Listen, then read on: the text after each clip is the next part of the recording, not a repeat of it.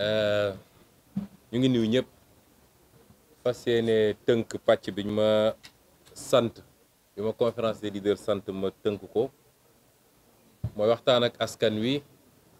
ci li ñuy dëgmal. defe naa ñi ma jiitu ci kàddu gi Déthié def na le point ci li fi jot a xew tuuti. Honorable Aïda Mbodj gaaral na askan wi li nga xam ne ab matuwaay bu conférence des leaders jël la te teg ko ci ay dalil. waaye dinaa wax tuuti rek balaa may door ci turu conférence des leaders ak ci turu sénégalais yëpp di naqarlu ak di jaale ñi nga xam ne ñàkk nañu ay mbokk ci li xew démb Kafountine nga xam ne ab gaal goo xam ne ay ndawu Sénégal ñoo ci duggoon fas yéene dem Espagne ngir jafe-jafe yi ñuy dund fii ci réew mi te ñëpp di ko dund nag fas yéene woon dem ci émigration pour ut lu gën loolu nattu dal leen ci ba nee nañ ñu fukki bakkan ak ñeent rot na fa. loolu lu bari la te gi ñu gis ni juróomi fan ci gannaaw lu ni mel amoon na fële ci Espagne donte nee nañ ñu ba léegi recensé guñu fa ab sénégalais waaye ñu xam ne ay africain lañu te gën saa gàtt war nañoo mat juróom-ñeent fukk ak lu tegal loo xam ne seen bakkan rot na fi. ñu koy jaale seen waa kër di ko jaale Sénégal di ko jaale Afrique muy loo xam ne gàcce la ci Afrique ndax jamono ji li am fii président Macky Sall mu nga fële G7 nga xam ne saa suñ fa wooyee africain woowuñu la fa parce que yaay président wu ab réew waaye dafa fekk nga yor mandat Union africaine amul luñ leen mun a tiiñal. les faits n'existent pas nga jàpp ci 124 personnes Macky Sall jàpp 124 personnes téye leen 11 jours ci ay caaxaan après ñu ñëw ne defuñu dara c'est-à-dire ku ñëw kër Ousmane Sonko fanaan fa di garde corps xëy dem boutique ba di jëndi ñu jàpp ko dugal ci fourgonnette à 9h ci manifestation boo xam ne nee nañu 16h la waroon am juge bi ne lii mënuma cee sax fait amul fait ba maanaam dam siy jàpp nit. ci régime boobu la ñu nekk tey xam naa ni gàcce gu rëy war nañ ko am bu dee dese na leen rusukaay loolu lu garaaw la lu garaaw la ñu jël nag ñi nga xam ne leader politique lañu te ñenn ñi jiite ay liste ñu ne ñooñu la ñuy coller ay sursis pour ëllëg ñu mën a invoquer inéligibilité bu condamnation bi définitive yàlla def na sax mënu cee am. ndax bi ko avocat yi xoolee cadre bi dugg ci te invoqué wu ñu article 34 kon ñi ñu jàppoon ñépp nag militant lambda sympathisant ak ki deful dara yoonam newu ci ndax ñoom ñibbi loxoy neen lañu bañoon. am na ñoo xam dañoo liggéey woon ñibbi wàcc di ñibbi ñu jàpp leen dugal ci fourgonnette bi ñooñu ak militants yi génnoon di manifester ak sympathisants yi. parce que duñ koy mel rek ci leader yi ñoom ñëpp ñu ngi leen di masaw di leen jaajëfal waaye di saluer surtout seen courage parce que wane nañ ko ba ci devant le juge ñun ñu ngi woon foofu fa la ñu yendu diggante Guédiawaye ak Dakar mais on était fiers des militants que nous avons très fiers même. Macky Sall bu yaakaar ni mën na xoqatal sénégalais ndax na boppam le peuple sénégalais est un peuple très digne. du police du gendarmerie du juge moo leen di xoqatal ñu leen di féliciter di leen encourager ndax boo toogee dégg ku ñu téye jàpp ko mu ne leen su ngeen ma bàyyee suba ñu woote manifestation maa fay jiitu kon échec am na ci ñoom te safaanu liñ doon ut la ñu am finalement. ñaareel bi mooy avocat yi wax nañ ko gis nañ seen taxawaay rafet na mat na te mbir mi dafa mel ni avocats yi léegi dañ koo jëlal seen bopp ndax ñooy ñëw systématiquement constitué wu Yewwi Askan Wi joxu leen 50 francs am na ñoo xam ne ñoo dagg seen billet avion dem Ziguinchor plaider foofu daggaat seen billet ñëw te laajuñu ñu dërëm. gis nañ fi ay artistes man xaw ma leen lu dul xanaa ci seen musique laa leen xamee gis nañ fi ay universitaires gis nañ fi ay mais c'est extraordinaire au niveau africain laa wax ñu jël seen responsabilité daal di wax ci li xew Sénégal parce que nous sommes dans un monde ouvert ku foog ni mun nga manipuler nit ñi ñëpp dañuy suivre actualité di déglu di xool réseaux sociaux yi surtout nag ndax le meilleur indicateur de la vérité aujourd'hui c'est les réseaux sociaux lu kenn mënul jënd. kon ñu ngi gërëm ñooñu ñëpp di wax nag ni dinaa waxaat tuuti ci samay xarit magistrat yi keroog avocat yi dañu wax lu am solo fi mu ne nii nous sommes à la croisée des chemins lu ne mun na xew ci réew mi lu ne mun na xew ci réew mi ndax kenn weddiwul ni Sénégal réew la boo xam ne mi ngi sous tension li ko firndeel mooy li ko firndeel mooy li xew ci fan yépp te loolu it daf ñu war a delloo ci lenn waa dafa ne woon il va réduire l'opposition à sa plus simple expression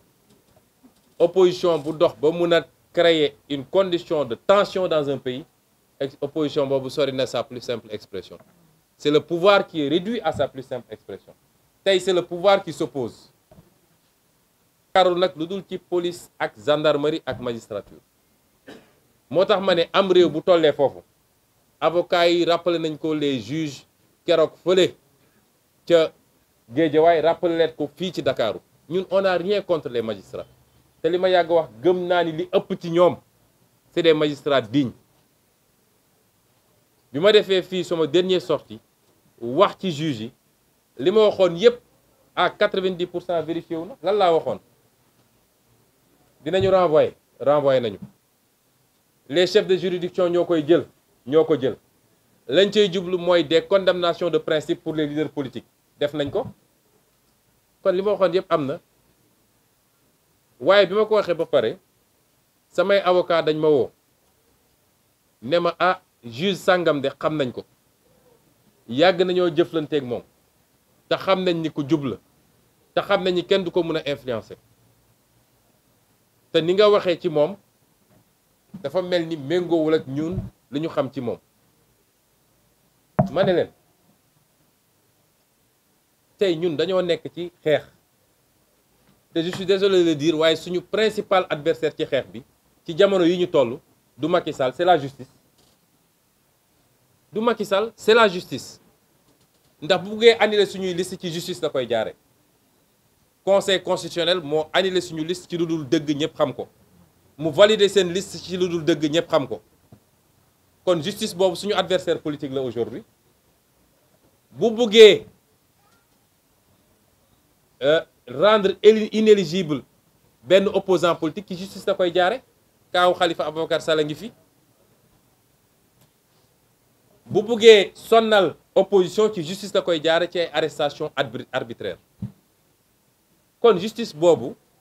bu nangoo ñu jouer ko rôle boobu dafa war a nangu wit moom ak keneen ku mu doon nag wax ji dafay leer de fii dafa am Macky Sall di gouverner am ñun ñuy opposé wu ku mu neex nag nga ànd ak Macky Sall ñun amuñu ci problème mais na nga nangu ñu ne ci xeex bi ñuy xeex dañ lay dugal ci xeex bi donc li avocat yi wax justice bi li ñu leen wax juge yi mooy ñoom ñoo war a àtte fi mu toll nii ñoom ñoo war a doon les garants de la démocratie te tant que ñi ngi jël décision yi nga xam ne dëppoo nag li nga xam ne mooy yoon parce que fii ñëpp fi jàng nag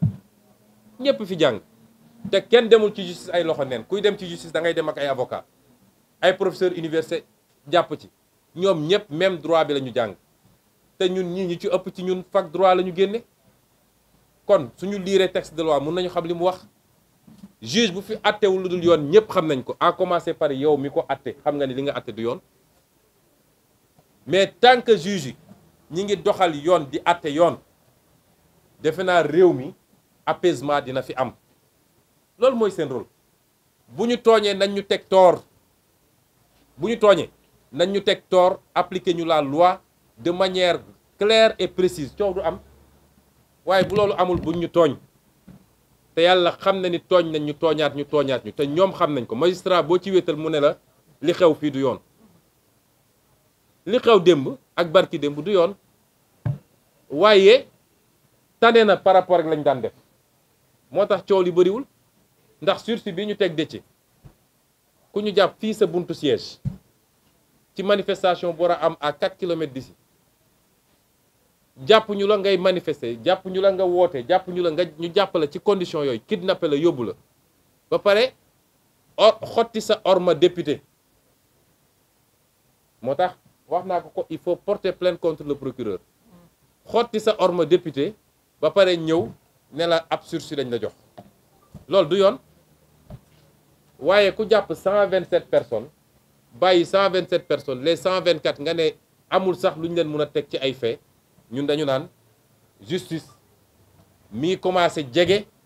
liy yoon te bis bu ko jegee ba nekk ci justice boobu confiance bi am digganteem ak peuple bi dañ ko restaurer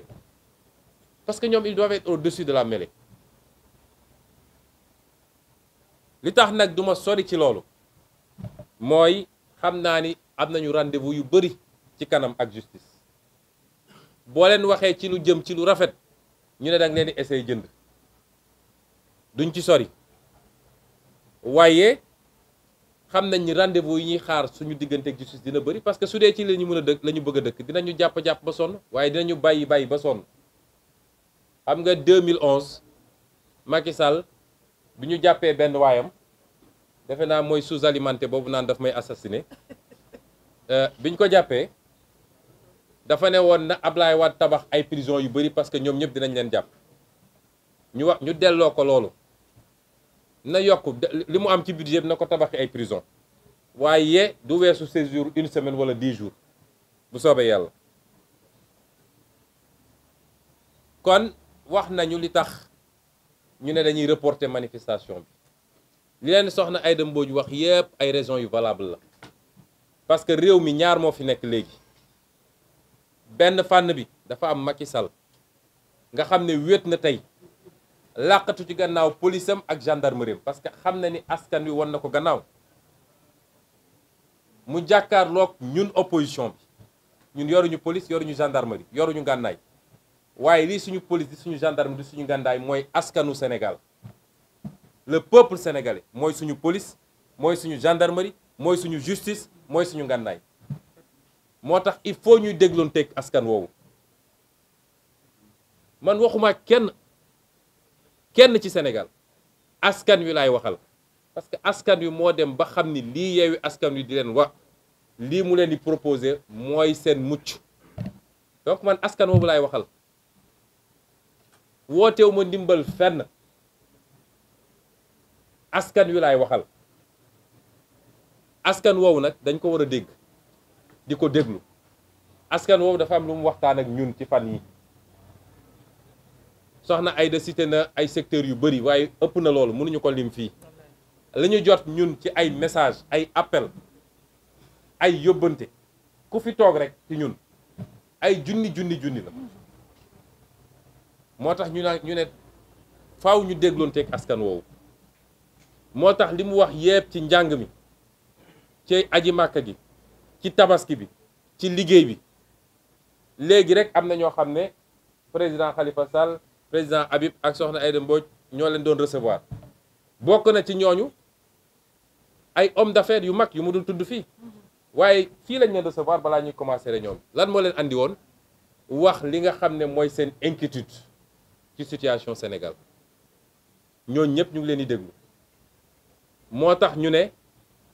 dinañu fomm waaye man damay wax ni loolu ay raison la mais c'est pas les raisons fondamentales nag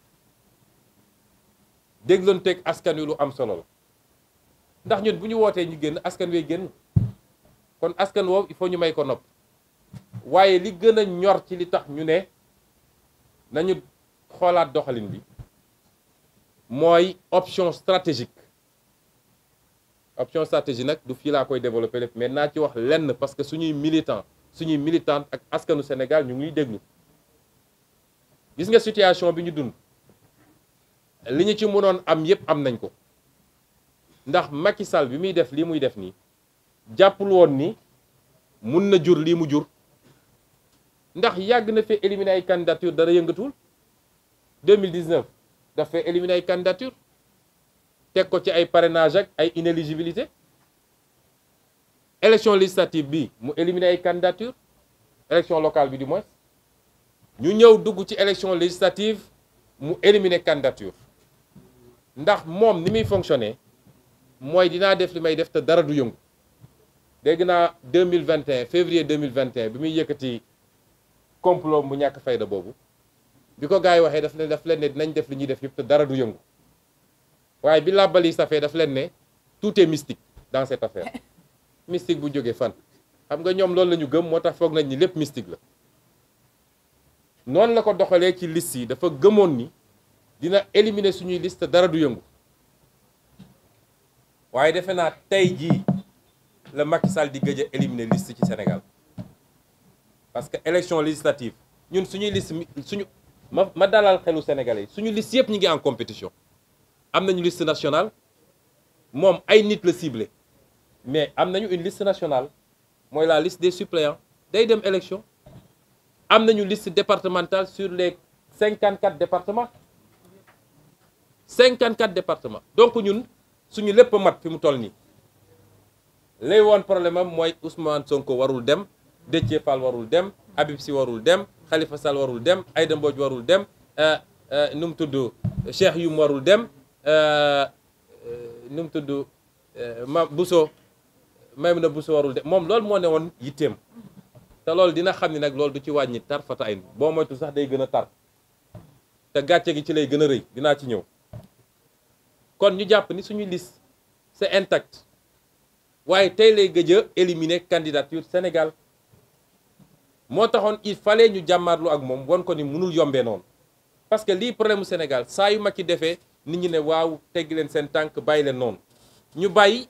foog ni foofu lay yem mu tegaat ci leneen parce que fu mu làmb mu nooy rek day continuer ñi xamul li tax ñu doon xeex ma wax leen loolu Macky Sall su làmbee mu nooy ñu ne ñëpp woote nañu ñëpp ñaan nañu bàyyi nga xamal ni ma nga ci prochaine étape bi kon won nañ ko ni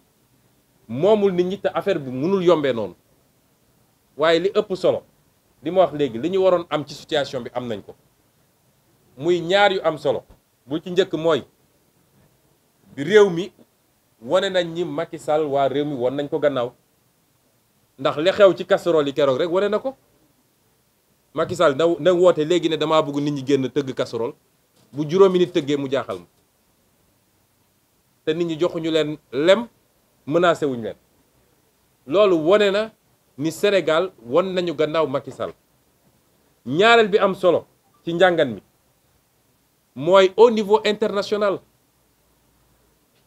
ndax gis ngeen àdduna bi yépp ni mu traité situation Sénégal am nañu dem ba tuddee ko tyran dictateur de la presse internationale am nañu dem ba tuddee ko tyran ci koo xam ne jamono ji international bu war a tax ëllëg ñu jox ko sax Nations Unies déconstruction boobu ak yi la bu rëy ci ñun parce que jusqu'à présent daf ñoo yàgg a féewale sur l'international c'est des terroristes c'est des gens qui respectent pas les institutions c'est des rebelles dem jaay ko Union européenne France jàppale ko ci mu dem jaay ko ñeneen ak ñeneen waaye tey àdduna bi yëpp xam nañ di xew Sénégal kon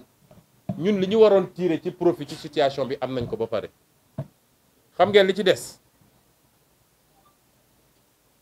tirer nañ ko te permettre nañu ñu natt Macky Sall natt nañ ko de li muy woote ne am na lu ko permettre tey ku yëngatu mu écraser la amu ko bis bu askan bi taxawee lay xam ne amu ko li mu yor sax ci biir jàpp ni ñëpp ànd nañoo ak moom day nax boppam dégg naa nag ñi mu àndal ñëpp ci politique ku nekk defar na la dossier ba téye ne leen ku yëngatu ma jaar ak yow fi ma war a jaar comme ñoom dañoo mën a randal di randal rek ku nekk téye na la ci ay dossier ne leen nag ñaar yi moo am ku yëngatu def scission sama biir ma jaar ak yow fi ma war a jaar waaye bu ngeen seetaanee ba opposition bi jàll it yéen ñëpp kaso ngeen jëm. moo tax léeg-léeg ngeen gis ay nit yoo xam ne kenn xamul kañ lañ leen gëjoon dégg ñu jekki-jekki génn nag di wax ay waxu daanu saret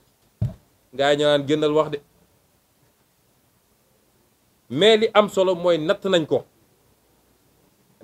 ko ci dispositif de répression natt nañ ko ci fan la mën a yem ak appareil judiciaire bi ñu wax sénégalais yi nag nii fa ñu toll nii la ca des mooy am na laaj bu am solo boo xam ne ñun ñëpp dañ cee war a tontu ndax dañuy dem élection am déet Macky Sall li muy def nii bokk na ci liñ ci mën a jàngat mooy bëggul élection am Sénégal waaye bëggul ñu ne li tax élection bi amul ci moom la jóge waaye du jóge ci ñun de le 31 juillet élection day am te bu soobee yàlla le 31 juillet Macky Sall perte assemblée nationale. Le 31 juillet élection dina am Sénégal incha allah te 31 juillet Macky Sall perte assemblée moo tax comme li ñu waroon am yépp am nañ ko dañuy dëgbal élection bi nañ koy dëgmalee nag mooy dañoo woo Sénégalais yi ñu sanctionner Macky Sall won ko ni du moom mooy tànn kan mooy candidat ku dul candidat. kan mooy dem élection ak kan moo dul dem élection il faut que Macky Sall sénégalais yi waxuma mu perte assemblée ci ay ñun ñu am ay 52% moom mu am ay déedéet il faut mu doon défaite bu spectaculaire te xam naa ni sénégalais yi toll nañ foofu ñaareel bi mooy Sénégal est-ce que bëgg nañu coowal troisième mandat jeex Sénégal te bal du tàkk gaañu gaañu du ci am bakkan du ci rot. Est-ce que sénégalais yi bëgg nañ loolu parce que ñëpp a jaaxle tey ci lan mooy xew fii ak septembre 2024 moo wax sénégalais yi nag ni am ngeen occasion ñu dakkal loolu te bal du ci tàkk xam ngeen fu muy jaare mooy le 31 juillet ngeen génn voter massivement contre Macky Sall ndax bu ñàkkee assemblée nationale bi dootul wax ci Sénégal boo moytu sax dina takk ay bagaasam balaa mandat bi jeex dem ñi leen di wax ni opposition bu jëlee assemblée nationale réew mi day bloqué ak nangam nang waxuñu dëgg barki Dembo Ndiaye France opposition bi jël na assemblée nationale États-Unis à chaque élection de mi-mandat boo moytul opposition jël majorité bi au Sénat te blocage du am parce que ñun ay responsable lañu waaye dinañu saytu ni ñu yoree réew mi yéen ñëpp xam ngeen ni càcc gi bëri na ci réew mi randal bi bëri na jël nañu réew mi jaay ko tubaab yi jël nañu suñuy pétrole suñuy gaz ak lépp joxe ko suuf si ñu ngi koy dagg di ko jox étranger est-ce que bëgg ngeen loolu lépp dakk fi ma ngay jaar ci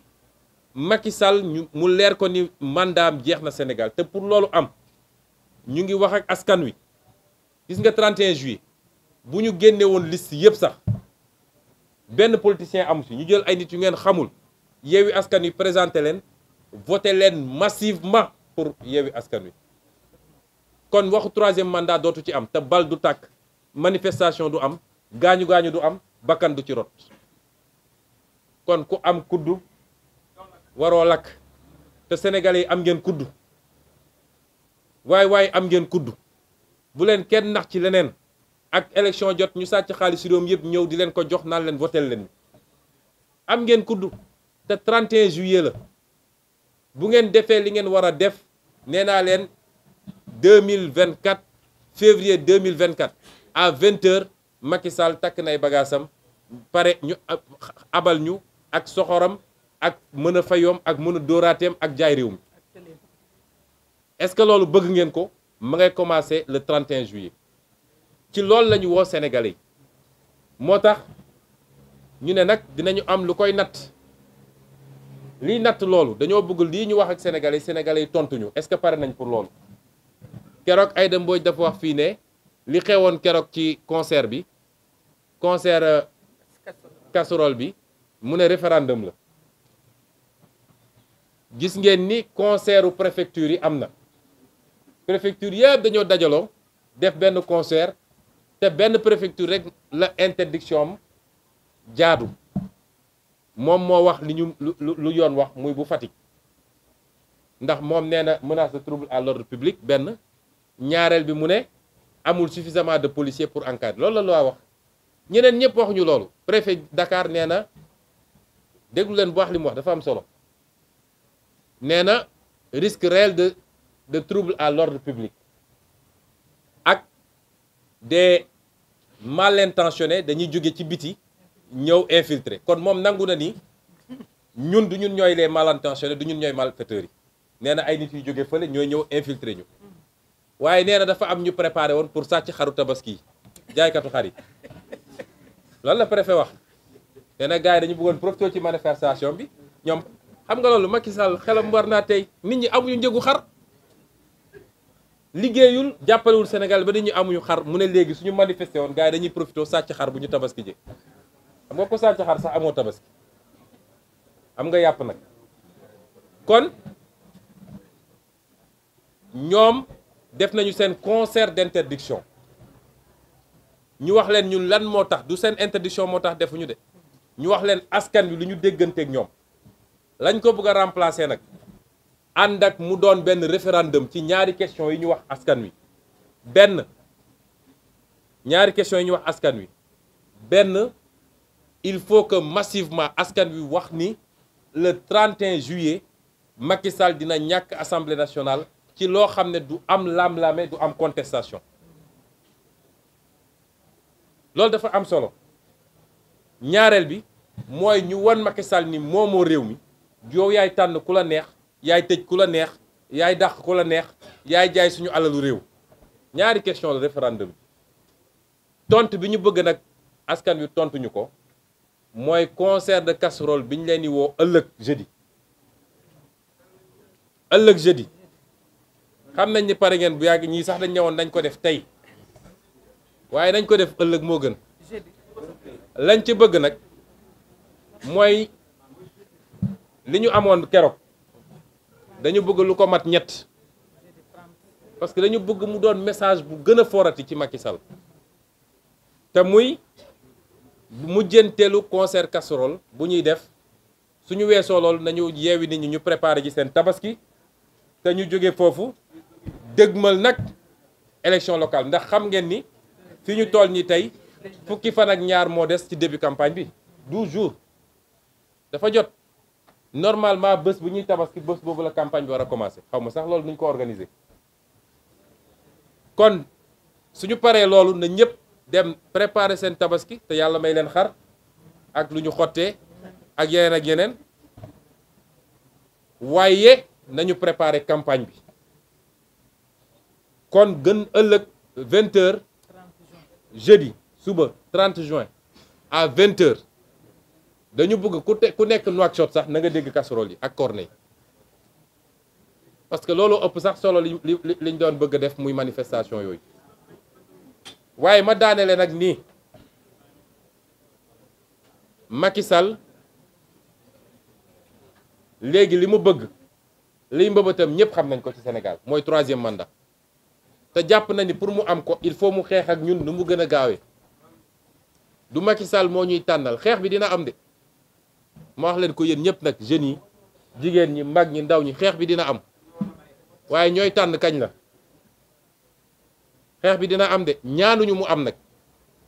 te bu sénégalais yi defee li ñu war a def le 31 juillet xeex dootu fi am